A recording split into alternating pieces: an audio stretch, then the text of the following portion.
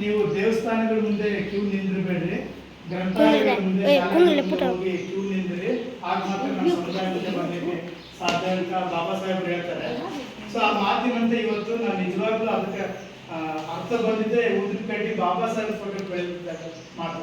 ಅವ್ರು ಹೇಳಿದ್ದು ಶಿಕ್ಷಣದಿಂದ ಸಾಗಿ ಗುಡಿಗಳ ಮುಂದೆ, ಚರ್ಚ್ಗಳ ಮುಂದೆ, ಮಸೀದಿಗಳ ಮುಂದೆ ಹೋಗಿ ನೀವು ಕ್ಯೂ ನಿಂತಿರ್ಬೇಡ್ರಿ, ಶಿಕ್ಷಣದ ಶಾಲೆಗಳಲ್ಲಿ ಕ್ಯೂ ನಿಂದ್ರಿ, ಗ್ರಂಥಾಲಯದಲ್ಲಿ ಕ್ಯೂ ನಿಂದ್ರಿ ಅಂತ.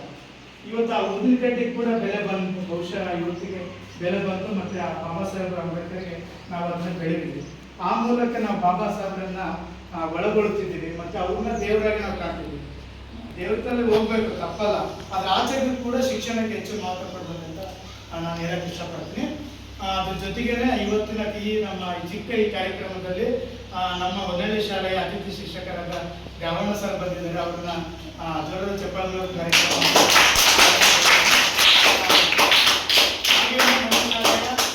STMC ಅಧ್ಯಕ್ಷರಾದಂತಹ ಇಂದ್ರ ದ್ಯಾವಣ್ಣ ಕೂಡ ಇಲ್ಲಿದ್ದಾರೆ. ಅವ್ರಿಗೂ ಕೂಡ ಈ ಕಾರ್ಯಕ್ರಮಕ್ಕೆ ಜೋರದ ಚಪ್ಪಾಳೆ.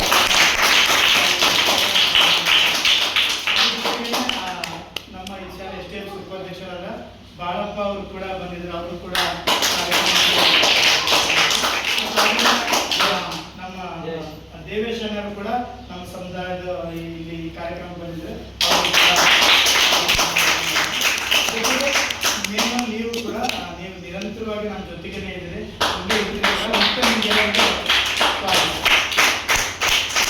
ಸರಿ ಮಕ್ಕಳ, ಹೆಚ್ಚು ನಾವು ಅಂಬೇಡ್ಕರ್ನ ಆಚರಣೆ ಮಾಡೋದಕ್ಕಿಂತ ಅನುಸರಣೆ ಮಾಡಬೇಕಾಗ್ತದೆ.